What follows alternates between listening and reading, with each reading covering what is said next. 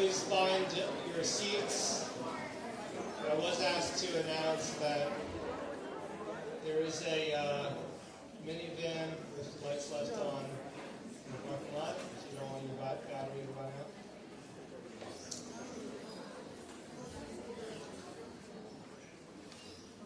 When you walked in, perhaps you saw a sign that said handouts for a lecture. There is no lecture. Don't worry about that. I'm not planning a lecture. To be honest, I was not planning on any of this. This is really, it's horrible and horrific.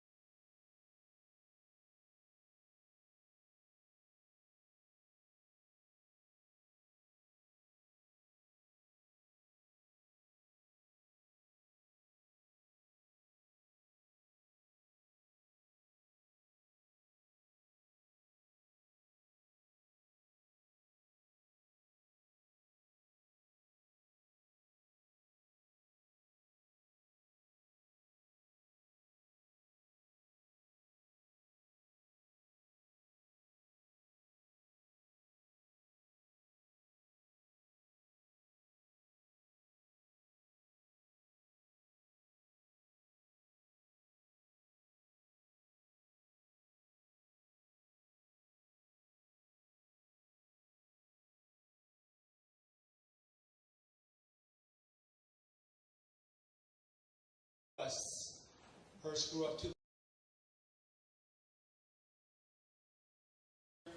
developed friendships here. They all did, and across the city. I wasn't here when they were here. I got to know them at Benny Nachman's bar mitzvah a little bit. And of course, since October 7th, having some contact, limited contact, but really learning from all of you. So I wanted to see what we can create together. Because I don't have any answers, I don't have any words. Anybody coming here expecting to be able to come away with some clarity, that's not what I'm expecting to be able to provide. I will say, people have this phrase, no words. We'll say we do have words. We have a long history. We turn towards the sanctuary, we turn towards our tradition. We're going to sing some of those words. I would call this a gathering because I don't know what else to call it. We're holding each other in a certain way. I'm sure some of you will hold each other in an embrace. I don't have a script. There's no playbook. I don't think anybody does. But like hundreds of communities across Israel, our small Richmond community is now one of those communities mourning the loss of a life that's way too short. We're all the way in Virginia, but like some Israelis who I see here in the crowd, they know hundreds of communities that have suffered this loss, whether it's a soldier or a hostage, whatever that case may be. So just here together, just being together, being in the sanctuary. The words that I'm going to turn to are words that have been around our tradition for hundreds, thousands of years. I asked my friend and colleague and Chazan Rabbi Skase to help me, as you'll see, because I don't think I can emotionally get through these words. But I hope that everybody will find some space for themselves when we sing. not a prayer service. It is just an attempt to try to right ourselves and strengthen ourselves. Again, way more people than I expected. It's a testament to the inspiration, Rachel and John, and certainly for Hersh. I want to start with just one song, and it's on page 4. If somebody next to you doesn't have it, sorry, it's song number 4 in that is not the art scroll. It's song number 4. You have a packet of 2 pages. Then it's the YouTube. So I just want the audio. It's the YouTube. Yes. Okay. I'll tell you when to pick one. If you don't know The words for this song, it's a very famous song, and I do want to mention Tal Federation sent me some suggestions. They were a little bit too Israeli for me. I didn't exactly get a chance to put them in. I should have, or I could have. But I did pick some selections from a colleague of mine who's actually the rabbi and principal for Hersh's sister.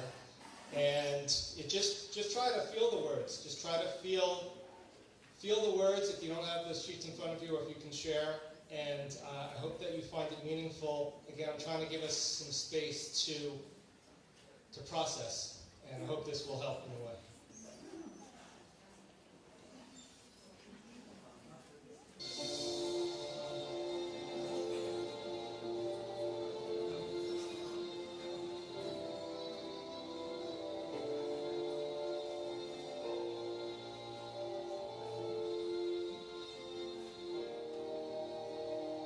Oh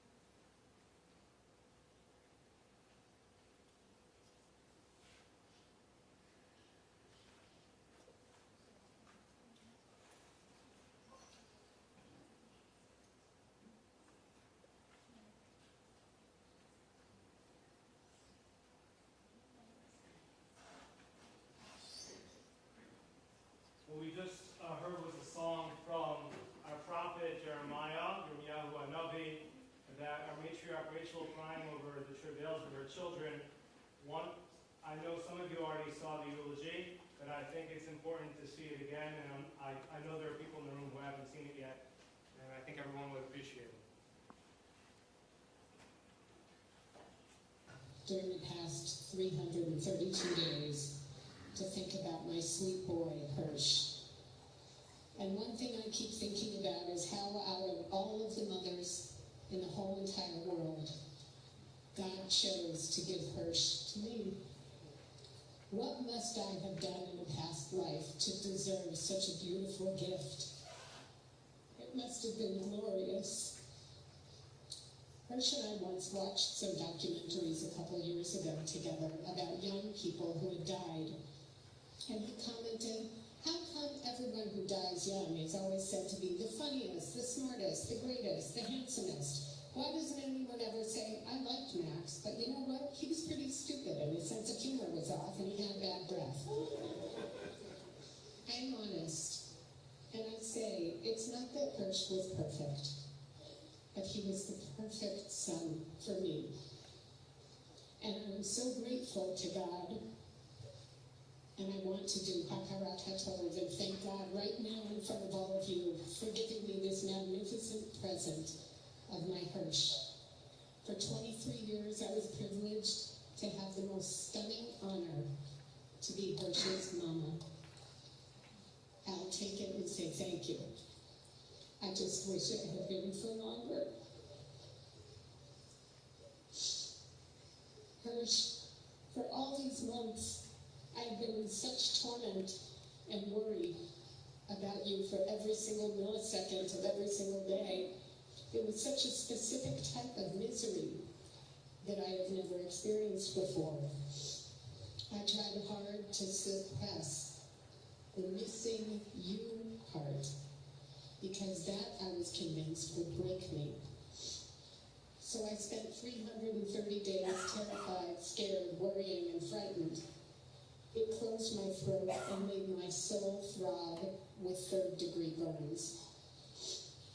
Part of what is so deeply crushing and confusing for all of us is that a strange thing happened along this macabre path upon which our family found itself traveling for the last 332 days.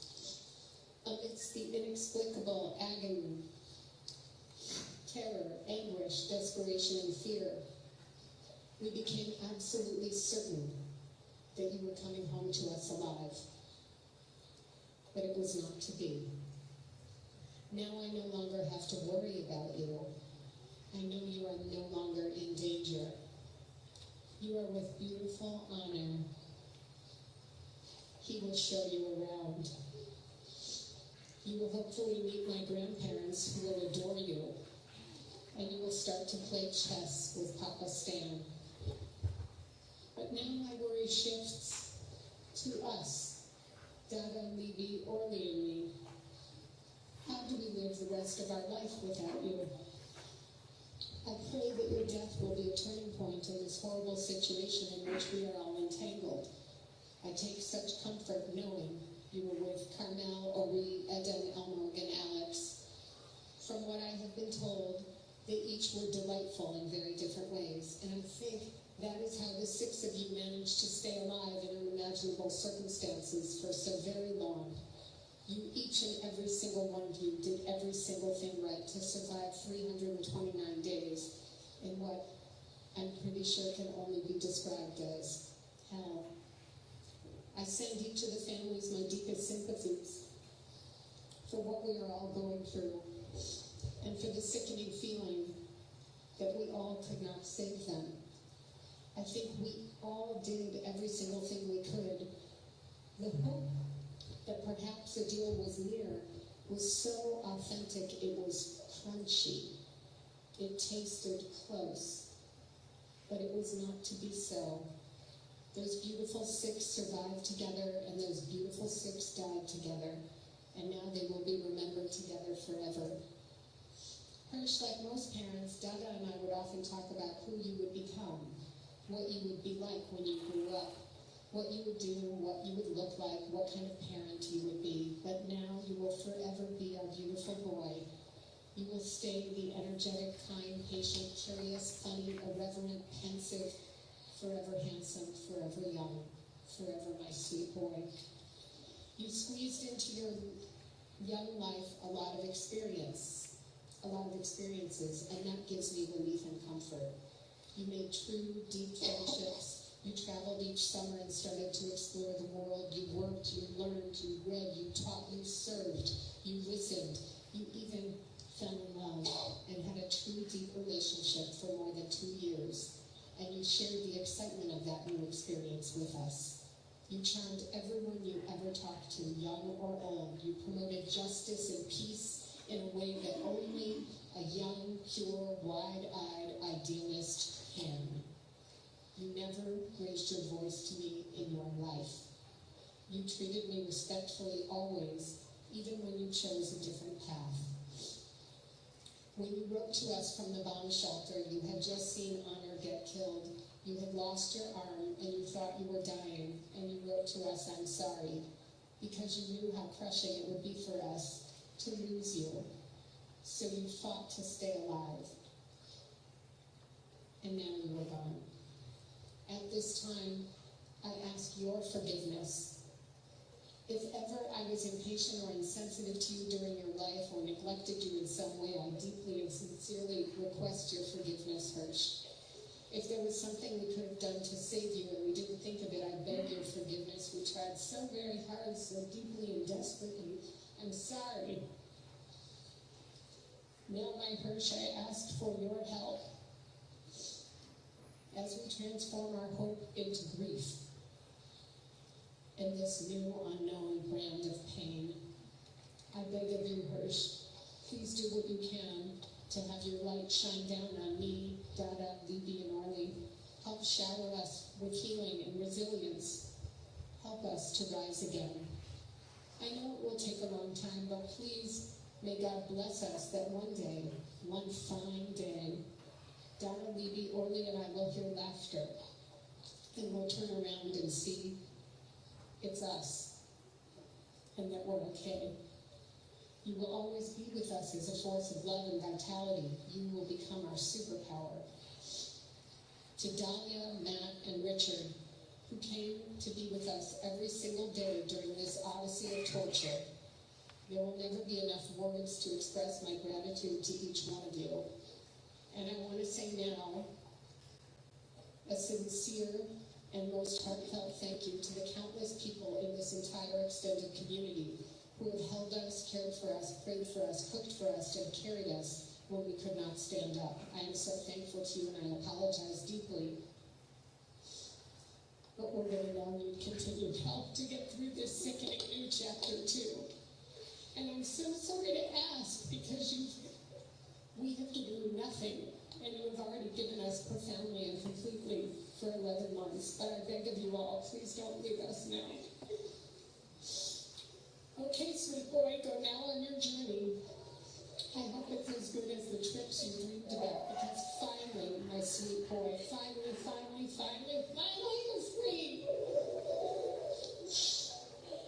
I will love you, and I will miss you every single day for the rest of my life. But you're right here. I know you're right here. I just have to teach myself how to feel you in a different way. And Hersh, there's one last thing I need you to do for us.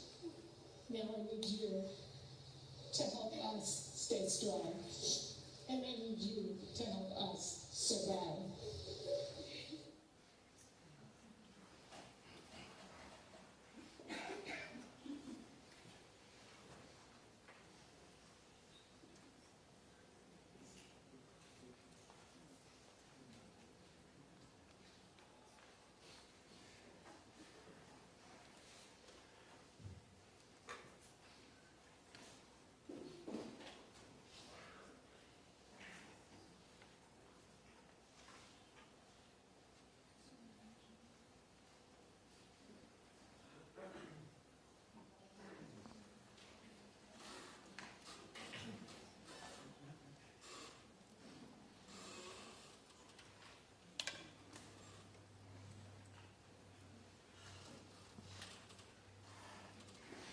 People who don't have a sheet, the words are here. I'll ask Rabbi Space to join me and Bima. We have a song. We have a saying that comes from the prophet Yeshayahu of Nachamo.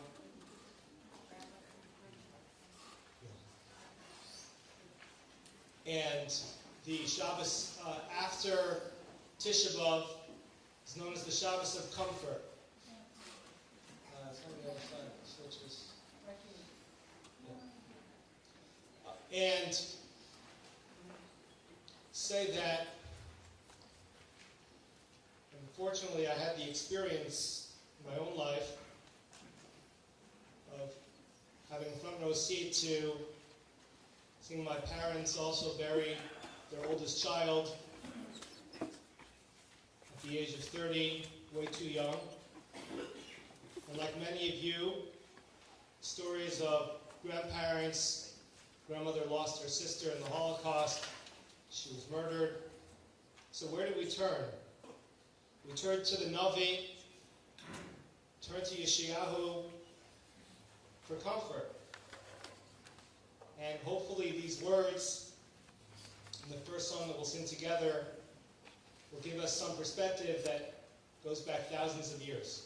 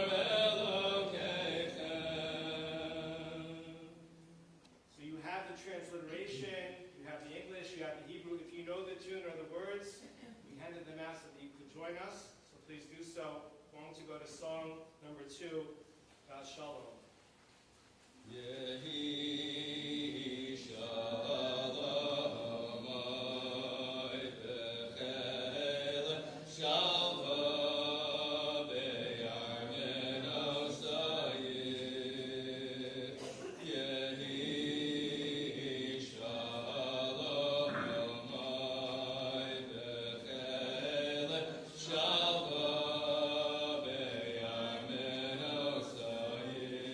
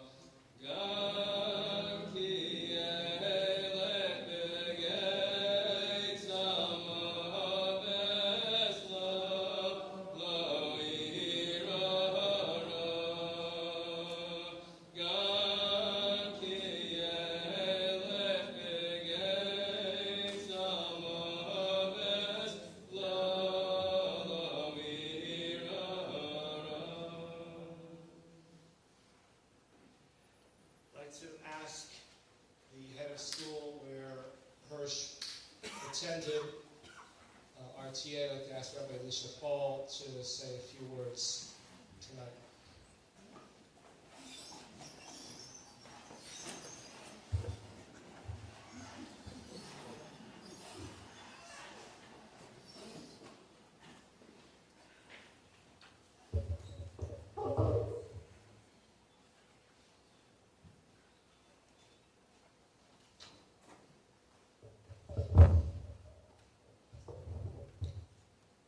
Thank you, Sam and Rabbi, for putting this together.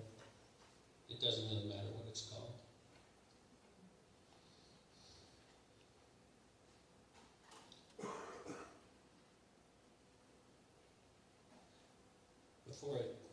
Before I talk, I want to say a couple things, just to say thank you and acknowledge a couple of things that's going on in the world. It's customary to do mitzvos for the Torah, to do something when the loved one passes away, because they're not here, they can't do it anymore, so we try and pick up the slack. Just today, the things I've heard, friend said in Seattle, someone who didn't know who he was, their baby had a bris today, so they named his middle name Hersh. Locally, there's just everyone doing everything. KBI doing this, and the Torah covers for Simchas Torah and Learning, and JCC and YVA and RJLE and others doing Torah study. RTA, we're going from, sadly, we learn Torah in his merit to hope he would return home. But now we have to learn Torah in his merit because he's returned home. Of course, Chabad is writing a Sefer Torah as they do well. And we should all pick up something ourselves, whatever it is, to do something more. But I want to tell you who did the most today.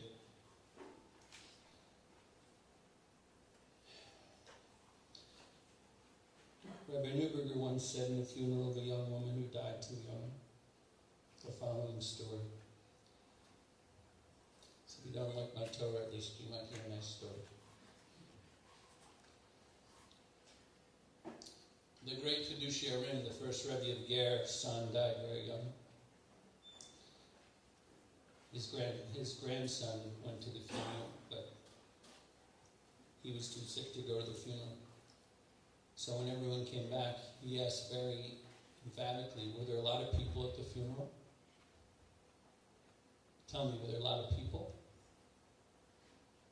And his family said, yeah, there were thousands of people there. He says, oh, good. This was a man who didn't do random. So they said, what's the difference? So the Talmud says the greatest mitzvah is kindness, and the greatest kindness is kindness to the dead, because guess what? They can't pay us back. Most of kindness is maybe there's an agenda, maybe there's a quid pro quo, maybe you scratch my back, I'll scratch yours. It's not that way when you go to a funeral. It's just a pure kindness out of the goodness of your heart. But there's another Talmudic dictum that says, Goda ma'usa min ha'osa. Greater than someone who does something that's good, that's a mitzvah. Greater is the facilitator who got that mitzvah done by that person. Their merit is even more. So the Chidushei HaRim said, the Rebbe Yitzchak Meir of Gur says, I've been thinking the whole time, if this is the greatest chesed, going to the funeral, and the facilitator of those who go to the funeral gets more merit than those who go, who gets the reward for being facilitating people going to the funeral? It must be the person who died. So I'm very happy, even though very sad. Hersh facilitated a whole bunch of mitzvahs. Not just today, this last year, and onward. Today was Yom Kippur Katan, the last mini Yom Kippur of the year. And someone who's murdered because he's a Jew, or she's a Jew, Our sages tell us they have no higher level in the world to come, and they're pure tzaddik.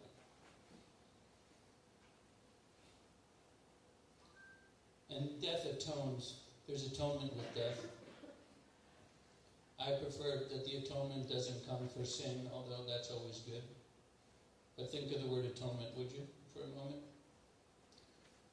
The biggest thing we could probably use is a lot more of at-one-ment. Isn't that right? Tonight begins the month of Elul, the last month of the Jewish year. The Talmud, I'm so sorry, taught this past year. Any year that you don't blow the shofar at the beginning is going to be really hard at the end.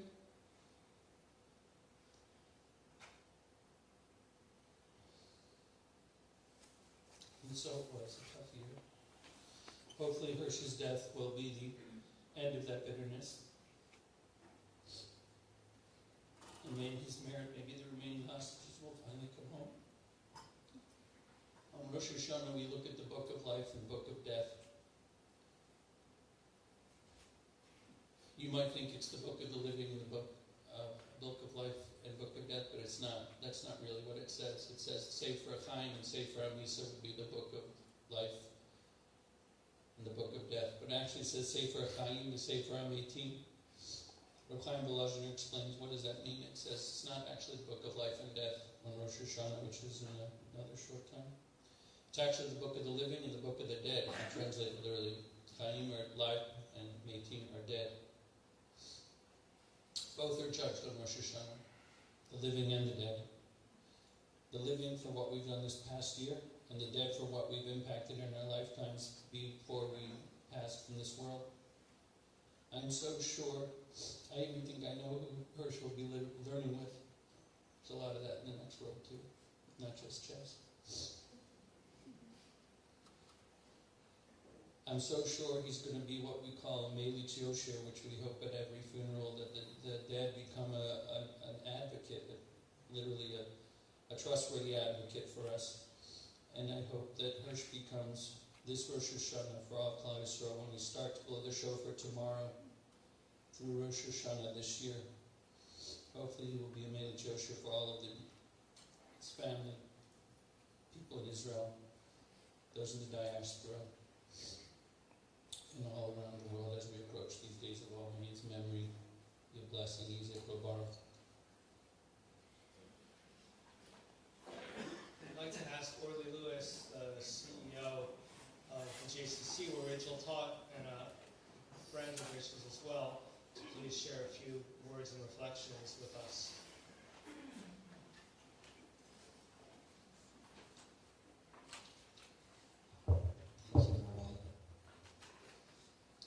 It was not to be so.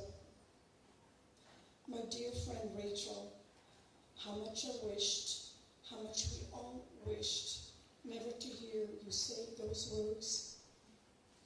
Your family was with us only for a short time, but the impact you have made on our small Jewish community in Richmond, Virginia, is still felt to this day. It's been 15 years since you made Aliyah, yet we all remember your speech at the RTA dinner, where you spoke about something that was very important to you. You spoke about the importance of Jewish education. And we all remember you said something, you either get it or you don't. You were the best Jewish educator we've had.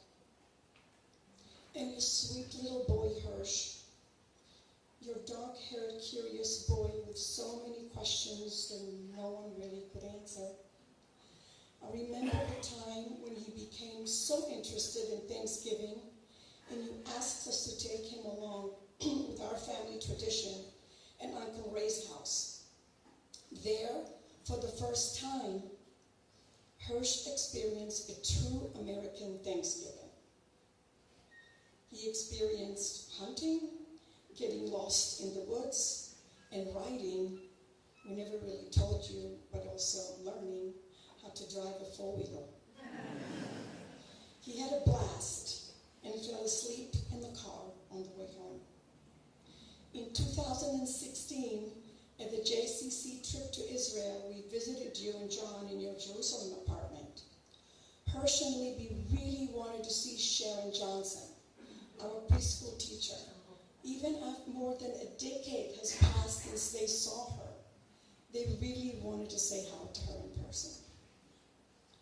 Rachel, my dear friend, we all so desperately hope for a different outcome, for a celebration instead of a heartbreak. But as you said, it was not to be so. As presidents of Israel, Herzog remarked, there was no prayer you did not pray. There was no person you did not speak to, and there was no action you did not take to bring Hersh and all of the other hostages home. To begin with your son's eulogy with a thank you is unimaginable to me, as it is so many others. But then again, you and John are remarkable people. Though Hersh sadly did not come home, as you and all of us prayed and hoped for, you need to know that you have entered the homes of hundreds and thousands and countless of people and their hearts around the world. As you laid your son to rest today, just before the new month of Elul, a time of reflection and intercession, leading to Rosh Hashanah, and from thousands of miles away, my family and the entire Jewish community in Richmond, Virginia, are sending you your love and comfort. May you be comforted among the mourners of Zion. And I want to close with a quote from Miriam Peretz, who lost 2 sons in the IDF. And that's a message for all of us today. In these moments of deep sorrow, our collective embrace will be our source of hope and comfort. Thank you.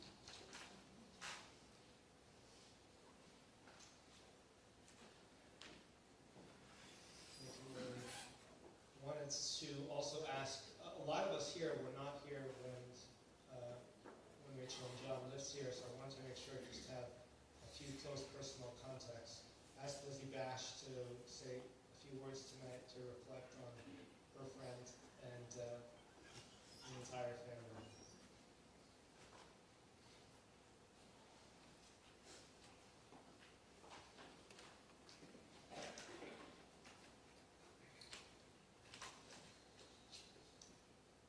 The last time we saw the Goldberg-Polin family was before the war. It was on an April trip to Israel. We had Shabbos in their home. Rachel invited me to come early while Russell, John, and Hersh were at shul so we could catch up. Those of you who know Rachel know that in addition to being intelligent and insightful, she is also hilariously funny. I was always happy to spend time with her. Right before everyone came home, she said, "Lizzie, we are hosting a new family tonight that just made Aliyah from New Jersey. I'm pretty sure they have different political views. When Russell gets here, can you tell him to make sure that we don't discuss politics?" Of course, I said. I think we all know where this is going. And in Russell's defense, the other guy did start it. And it was a really long monologue. However, I cannot underscore how hard I was squeezing Russell's knee under the table. Hersh was seated to Russell's left, saw this, and we locked eyes. He looked at me with a half smile and looked down. In one look, we acknowledged that I had totally lost control of the situation. And I understood that to him, this was going to happen. I was helpless to stop what had already begun, and might as well let go of Russell's leg. Rachel and John's description of Hersh's quiet wisdom is all truth. How often in the last 10 months have we felt helpless to stop what is already in motion, both in Israel and the United States, and more specifically to Rachel and John? How often will we wonder if we did enough? I know we all feel helpless in our desire to knowing how unbearable that pain must be. Watching the funeral today was, of course, heartbreaking, but something Rachel said really got to me in a profound way. She said that she had given the extended community who was there helping them nothing in return for what they had given her. And I had to write to them today. I WhatsApped John and Rachel, and this is some of what I wrote. Rachel, you said in your eulogy that you have given the extended community nothing in return. I don't think anyone in your community could ever feel that way, because I know how much you and John have given the global community. It's so much. You gave us Hersh.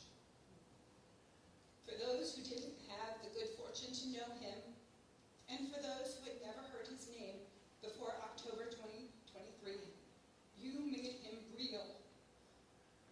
Your love, your commitment, your steadfastness made the world want him back for you and for us. You reminded us that hope is real and that it is necessary no matter how insurmountable the task. And you gave us a true display of what the depths of a parent's love can do. You gave and you gave and you gave. If you don't know yet, I hope you will come to understand that what you have done and the way you have done it has impacted everyone. In a moment that would have paralyzed most, you brought light and fierce compassion and dignity. That is not nothing. That is everything. May Hashem lift up Rachel, John, Levi, and Orly, and comfort them among the mourners of Zion and Jerusalem. May Hersh's memory forever be for a blessing. And may the sense of unity and purpose Hersh and his family have given to our Richmond community and to Am Yisrael remain forever.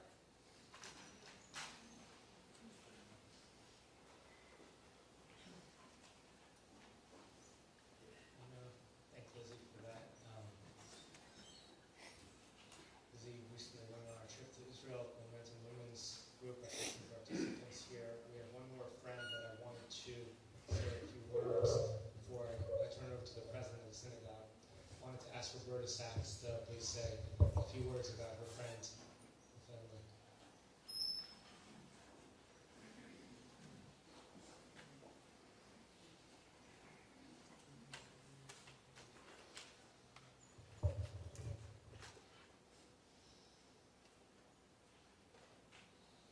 It's difficult to find words when there are no words to describe the grief that we are all feeling, and no words to adequately convey the anguish that the Goldberg-Polin family is feeling. But I find solace here today at KBI, where Rabbi Asher has brought us together to mourn with Hersh's family and to comfort each other in our shared grief about this unspeakable tragedy. How can we possibly make sense of this? I'm finding some solace in the love and respect I feel for the Goldberg-Polin family, and in my memories, like Lizzie, like Orly, of Hersh as a sweet, kind, fun young man. He was the same age as my son Adam, and they played together as children. I can close my eyes and see them running around Hersh's backyard just across the street from KBI on Pepper Street, as Rachel prepared one of her delicious Shabbat meals for our family. I remember deep conversations with Rachel and John at the dinner table about world events, literature, navigating life in the diaspora, and the importance of educating our children about Jewish ethics and just being a good person. Our family visited them in Israel soon after they made Aliyah, and we saw how they loved their new life. when just 2 years ago, Adam and I visited Hersh, Rachel, and John in their light-filled apartment in Jerusalem. Hersh talked about what it was like to serve in the IDF, how he dreamed of peace, and he even told some great jokes. The walls of his bedroom were covered with peace, soccer, and rainbow posters. That evening, on our way back to our hotel, Adam talked about how special Hersh was, and he told me that his whole life he always looked up to him and respected him. It was surreal to learn on October 7th that our Hersh was abducted into Gaza. The very next day, Rachel, John, and their wide circle of friends in Israel and America mobilized, turning their home into a command center, collecting information about all of the hostages, and advocating through media and diplomatic channels to bring Hersh and the other hostages home. Since that day, as we know, they have traversed the globe to advocate on Capitol Hill, at the UN, at the DNC, and in marches and rallies in New York and Israel. They personalized this tragedy by sharing the story of their son with the world. Hundreds of thousands, probably millions of people have come to know and love Hersh as we do. They know his love of travel, soccer, his sense of humor, his love of music, and his dream of peace in the Middle East. Hersh became more than a number or a political pawn. He was every child. And as Rachel said, his abduction was every parent's nightmare. But Rachel took this to another level, reminding us of the pain that all mothers feel, Jewish and Muslim mothers. Here's an excerpt from a poem that she shared at the United Nations. It's called One Tiny Seed, a poem from a woman, for a woman in Gaza. There is a lullaby that says your mother will cry 1,000 tears before you grow to be a man. I have cried 1,000,000 tears in the last 67 days. We all have. And I know that way over there, there's another woman who looks just like me, because we are all so very similar. And she has also been crying. And those tears, a sea of tears, they all taste the same. Can we take them, gather them up, remove the salt, and pour them over our dessert of despair, and plant one tiny seed? Yes, Lizzie, she is brilliant. So how do we move forward from Rachel's poem that offered hope for peace and mothers coming together, and for Hersh's return home, to the reality of his death and this horrible moment? So to move forward, I will do everything I can to support Hersh's family in their grief and to continue their work. And I found an answer in John's message at his son's funeral this morning. As he addressed Hersh, he said, quote,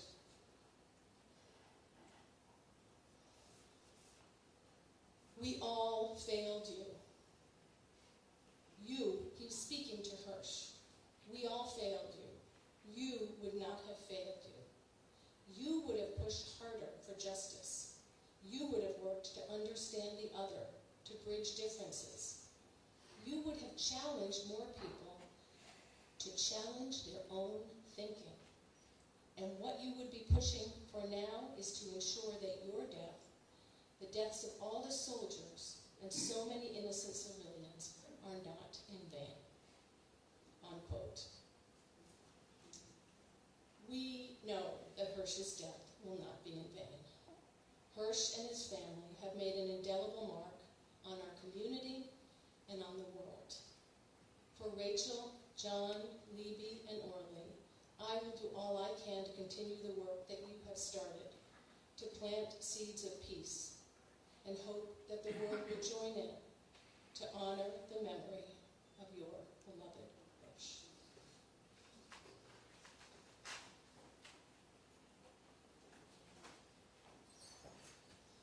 A few months ago, I was sitting in my office and thinking about Hersh, and I realized that I'd been given a thumb drive when I first arrived in Richmond, Virginia, from Dr. Neil Sonnenklar.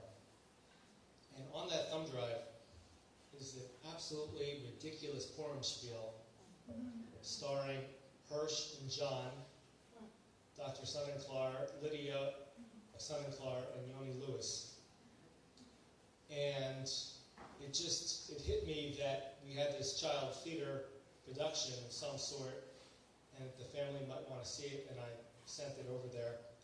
But I realized that part of being a part of a synagogue means that Hersh got to take an active role as a smaller community. He was able to develop this amazing personality which comes across on the screen, and it's just like looking at history. I took it from the thumb drive and uploaded it to YouTube. Had to take out some copyright material that was in there. And it was just amazing to see a child in the shul. I didn't see him in the shul, but he's still a part of the history of the shul in this particular Purim spiel. So I always like to say here in this room, for every bar mitzvah and every bas mitzvah, it takes a village. And I wanted to ask the president of the shul to offer a few reflections. They were a major part of the shul, even though it was a short period of time. So many friends here. I look out and I see so many friends of the family who daven with them and went to shul with them. I'd like to ask Chuck Lesson to share a few remarks. Sorry, last speech.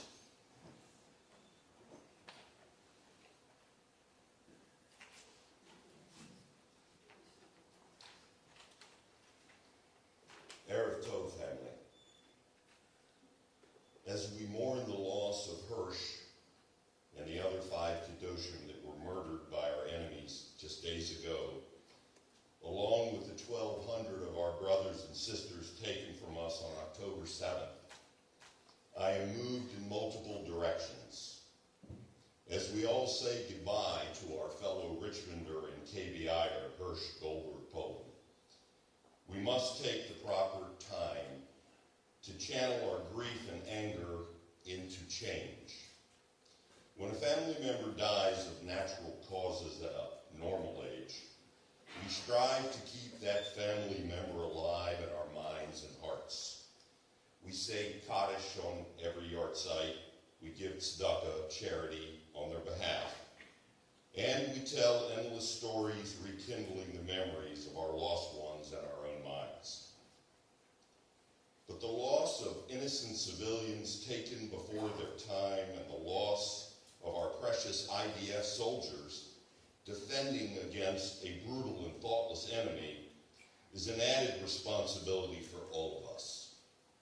We must use the memories of our latest victims to effect change.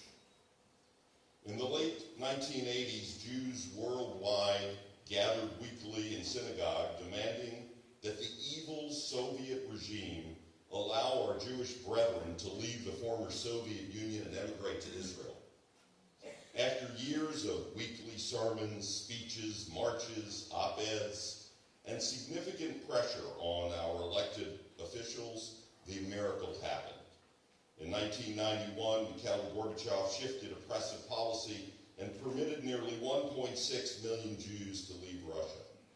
We here in America and in Europe were not personally affected by Soviet anti-Semitism, but we stood up for our fellow Jews and shone the spotlight on evil policy that discriminated against Soviet Jewry. We were the catalyst. We were the cause that affected change. Elected officials all throughout the world were focused on this issue. They interviewed on television, on radio, in newspapers and journals. We marched 300,000 proud on Washington, D.C., many of us from Richmond led by our former Rav, Charles Lipschitz. We refused to allow the Soviets to lie about the Jews of Russia and stifling, suffocating policies that held our people down. We even did our part in convincing a president in June of 1987 to insist that the Soviets tear down this wall. We made our voices heard, spreading the truth and forcing our message of truth on the entire world. My family, it is that time again. We must represent Hersh and all of those who have succumbed to lies, the hatred, the anti-Semitism that is now spread all over the world. In our own towns and cities, in our own America, Jews are no longer protected. Our college campuses are breeding grounds for inaccurate and hateful propaganda that is teaching our neighbors to hate us, to expel us, and to kill us. The time has arrived for all of us to march, to write in, to provide interviews, to pressure elected officials to simply listen to the truth and not be swayed by hate-filled falsehoods that are only meant to divide. I offer you now my own example of how we might convince our neighbors with truth and common sense. Some 3,350 years past, one of the most celebrated biblical miracles occurred just miles away from the current conflict in Gaza. Nearly 3.5 millennia ago, the Jewish people suffered as slaves to Pharaoh in Egypt.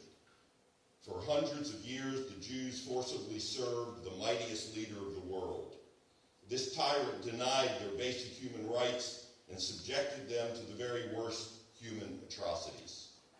The God of the Israelites selected the most humble of all Jews and the greatest of all prophets, Moses, to lead them out of slavery.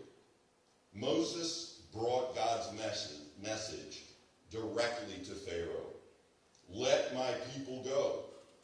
The stubborn Egyptian leader refused this order, and up until the last of the 10 plagues, the killing of all the firstborn in Egypt.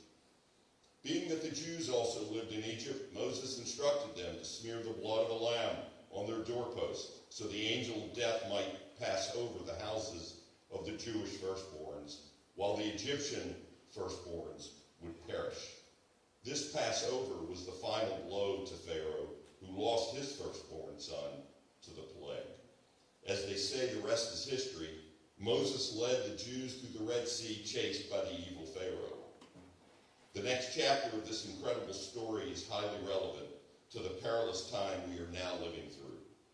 Moses' mission was not only to free the Jewish people from bitter bondage, but to lead them to the land promised to Abraham, our father, the father of the Jewish people, and a prophet revered by both Christians and Muslims. God himself had given this promised land, the land of Israel, flowing with milk and honey, directly to the people who would descend from Abraham. After 40 years of wandering, these Jewish people entered the holiest of lands, and along with our Torah, the Bible, they had received on their journey, they became a nation, one that the Master of the universe had chosen to be a shining light unto the peoples of the world. A Jewish nation that would still suffer under a multitude of enemies, but a nation that would live for eternity inside its promised land. We read in the Haggadah, the written account of Passover, that in every generation they rise to annihilate us, but the Holy One, blessed is he, rescues us from their hand. The October 7th massacre, in which Hamas savagely murdered over 1,200 Jews, is yet another example of our enemies attempting to annihilate us. While the world protests against the Jewish response to this atrocious aggression, it is up to reasonable minds to explain and deliver the truth. In 2005, when Israel unilaterally withdrew from Gaza, a de facto two-state solution was at hand. The Palestinians had a new opportunity to govern themselves as they so demanded, yet they chose the terrorist group Hamas to represent them. From that fated day in August of 2005, as Israel dismantled settlements in Gaza, the Palestinians immediately began firing rockets. Why, you might ask, would the newly liberated Gazan leadership attack Israel after Israel had withdrawn? Because even before the Hamas-led government stepped into power, the Palestinians had already made their desires clear. They had and continue to have no desire for a two-state solution. They want all of the land from the river to the sea, from the Jordan River to the Mediterranean Sea, free of Jews. They want this tiny strip of land for themselves as one Palestinian state, with no regard for the United Nations 1947 resolution that offered them half of this land, while half would go to the Jews. They rejected the UN Compromise of 1947. They rejected the birth of modern Israel in 1948, and they joined with neighboring states in 1948, 56, 67, and 73 to war against the Jews. Never mind that 193 member nations within the United Nations, 56 of whom are from predominantly Muslim countries. With nearly 2 billion Muslims in the world out of a population of about 8 million, 56 Muslim countries seems proportionate. Why then has there always been and continues to be such revulsion, antagonism, and resistance to just one Jewish state? One Jewish state promised by the God of the Jews as well as the God of the Christians and the Muslims. The stench of anti-Semitism is once again blowing across the world. History records that Jews have been forced to leave every country they've ever lived in. Still, who could have imagined that here in America there would be calls for death and expulsion of Jews? It's happening all over our college campuses and our streets, and shockingly even in the halls of Congress. While it is clear to most that the rational arguments presented by the haters are hollow and without fact, their efforts are protected and they continue to grow. What can we do to help the world understand the truth about the current plight of the Jews in Israel and around the world? We must go back and re-explain the history of the Jewish people. We were chosen by God to manifest His holiness, His goodness, His fairness, and His love for all people and the entire world. Jews as a people were born out of slavery and formed a nation destined to dwell in the land that flows with milk and honey, the land of Israel. This land, with its holy capital of Jerusalem, referred to in Jewish prayer as Zion. It's the eternal homeland of the Jewish people. Just as the Jewish world respects the sovereignty of the Muslim nations and all nations of the world, we expect the same for our tiny Israel. Mighty enemies have risen to annihilate the Jews, among them the Roman Empire, the Greeks, the vile and hateful Nazi regime, and now the Palestinians. Wake up, enemies of Israel. The Jewish people and the Jewish nation, respect your people and your lands. Take this example and tell that to your children. Tell them the truth. And remember, in every generation, they will rise up to annihilate the Jews, but the Holy One, blessed is He, rescues us from your hand.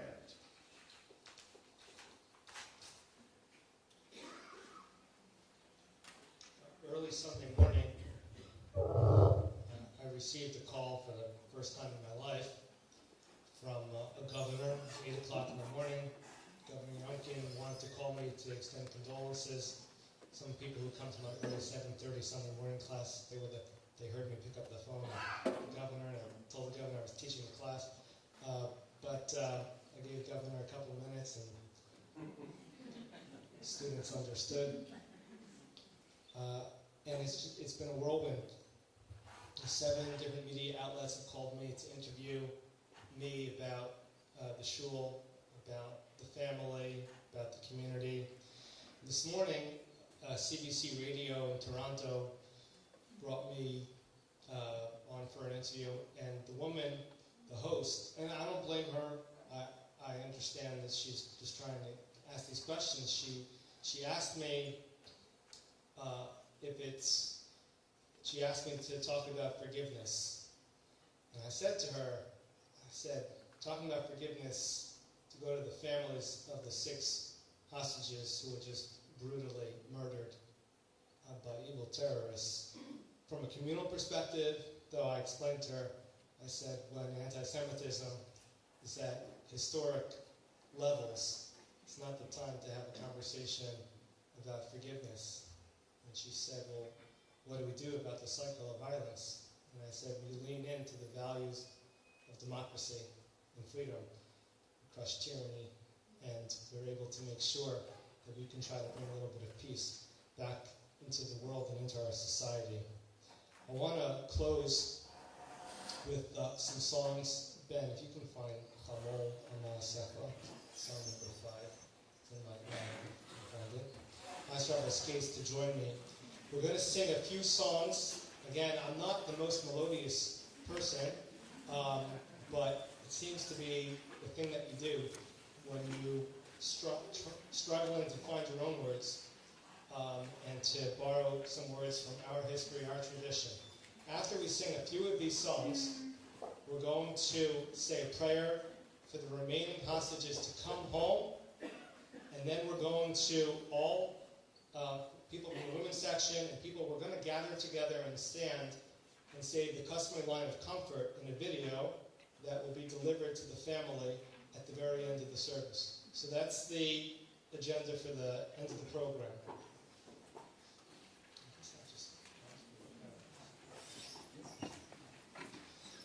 Song number 5, if you want the words, also they're on the screen. If you know the words, please sing along. It comes from our Rosh Hashanah Matzah.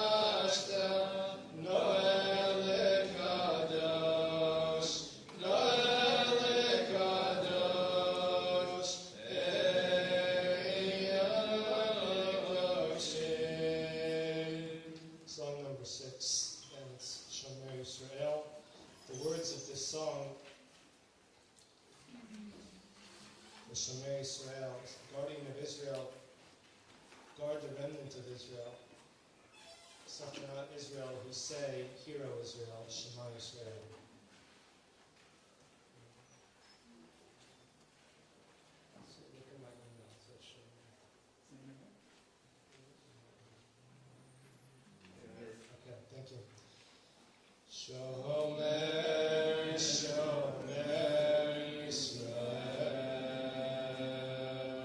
Shemor, Sheris Yisrael, Shomer, Shomer Yisrael, Shemor, Sheris Yisrael, Bial Yovad.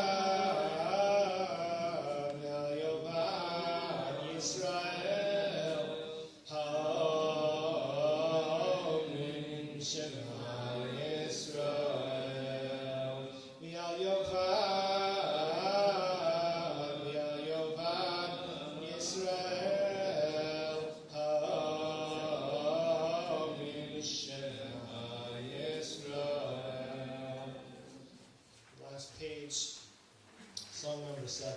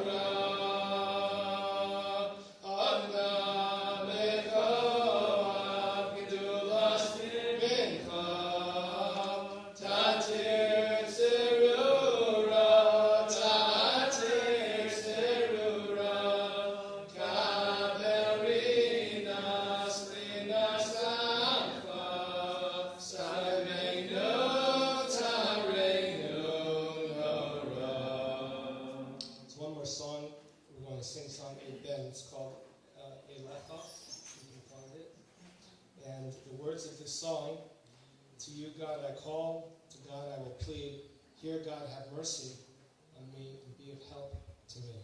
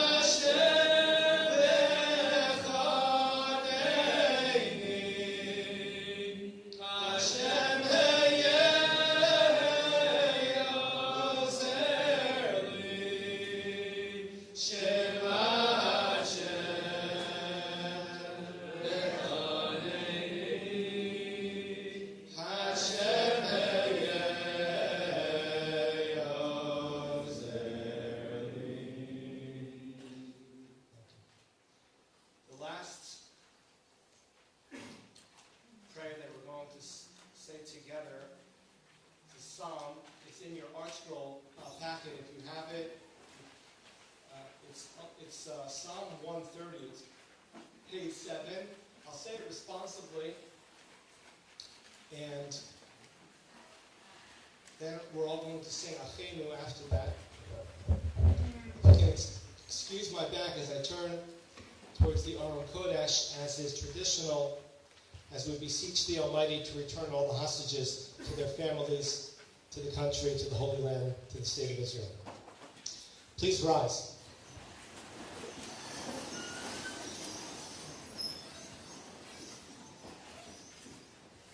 Shir hamalos, mamakim grasicha Adonai.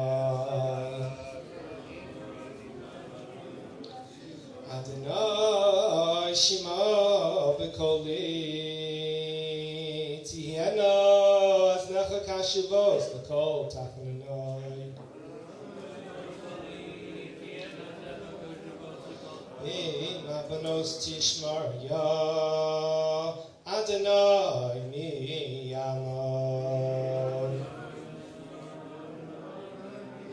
Ki mechas licha l'ma'an tivarei. Ki visi Adonai kivsa nafshi v'libaro hochalti. Nafshi l'Adonai from laboker, shomrim laboker. Yechel Yisrael el Adonai, ki im Adonai echesed, v'rabimo fedus. Uhu yivdes Yisrael, mikol avanosov. Okay, I'd like to ask everyone to try to be in one area, I guess to move this way in the women's section. We're going to sing Achim all together. I want to send this video to Rachel and John. And people in the women's section want to come here. I know I'm one of those people also. I don't like to get too close. But I'm going to ask people to try to form a little bit of a column if we can, so that we can all fit into one screen for this video. And I think sending this video of the Richmond community together in one, again, I didn't expect more than 20 people, 40 people, but I think it was social media that got so many people out here. I just sent one email from the shul email list, and then but I want to get in one shot, if I can, a video of us singing Achenu, and then a video of Hamakom as we comfort the family there. Can we get it?